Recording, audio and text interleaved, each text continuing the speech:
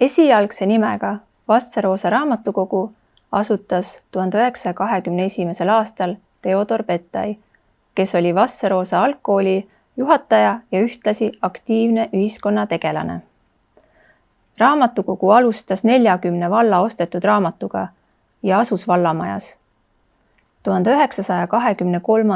aastaks määras Haridusministeerium raamatukogule raamatute ostmiseks 2000 marka toetusraha.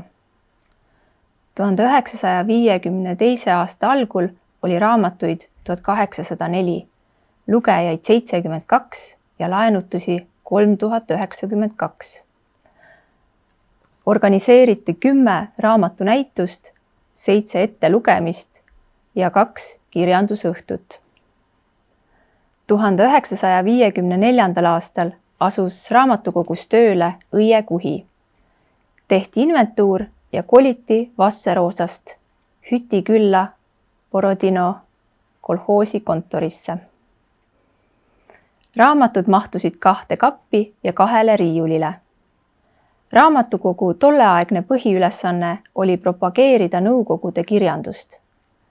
Õie Kuhile kui heale suhtlejale ja aktiivsele isetegevuslasele ei valmistanud raskusi kirjandusülevaadetega esinemine ega lastele ürituste korraldamine. Õie Kuhi oli kunstiandega ja valdas ilukirja, mistõttu olid raamatukogus alati kaunilt kujundatud näitused. 1964 koliti sovhoosi keskuses asuvasse kortermajja. Aasta hiljem nimetati raamatukogu ümber Mõniste keskuse raamatukoguks ning 1979. aastal Mõniste raamatukoguks. 1988. aasta kevadel alustas raamatukogu juhatajana tööd Liilia Veber. 10 aastat hiljem sai raamatukogu Eesti Kultuurkapitali toetusel arvuti ja võeti kasutusele tarkvaraprogramm Kirjasto 3000, mis nüüdseks on välja vahetatud Rixi vastu ja alates 2008. aastast toimub elektrooniline laenutus. 2005 saadi uued avarad, valged ja soojad ruumid kortermaja teisel korrusel, endises lasteaias. Kultuuriministeerium toetas ruumide renoveerimist 90 000 krooniga. Piirkonna elanikele andis see võimaluse internetti kasutada ja seltsielus osaleda. 2012. aasta tõi kaasa suure ja rõõmsa muudatuse. Teenusekeskuse esimesele korrusele sai raamatukogu endale avarad, valgusküllased ja soojad ruumid.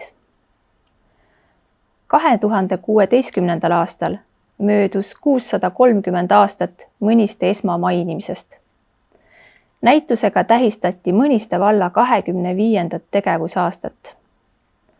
Lasteaialastele korraldati Lilleprintsessi päev, kus loeti juttu Kevadised printsessid ja meisterdati kellukestega kaarte ning mängiti ringmänge.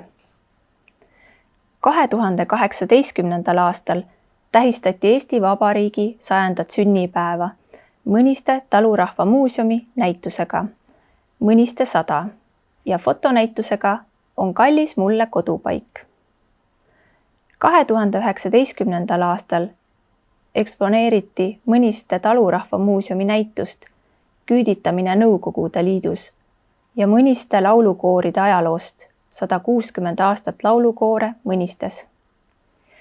Mainimata ei saa ka jätta Mehkamaal asuvat ja praeguseks iseseisvalt edasi toimetavat Kuutsi raamatukogu, mis rajati 1870. aastal ehk siis 155 aastat tagasi, mis oli 3.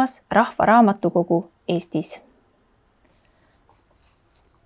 Mõniste ümbrust nimetatakse ka Mehkamaaks. Rahvasuu räägib Mehkamaa tekkimisest nõnda. Peale Põhjasõda laastas suur katk meie maad ja inimesi suri nagu loogu. Varsti võis inimtühjades laantes kohata vaid metsloomade jälgi. Mõniste kanti jäänud alles üksainus Mehka-nimeline mees. See käinud ringi, hüüdnud aina ja otsinud inimestest elumärki. sarukandis hõiganud talle üks kaunis naishääl vastu. Nii Mehka ja Hipp alustasidki tühjal maal kooselu. Öeldakse, et kõik põlised mõnistelased on Mehka ja Hippe järeltulijad ja rahvale suurepärane nimi Mehkamaa pandudki esiisa Mehka auks. Head Eesti raamatuaastat Mõniste raamatukogust!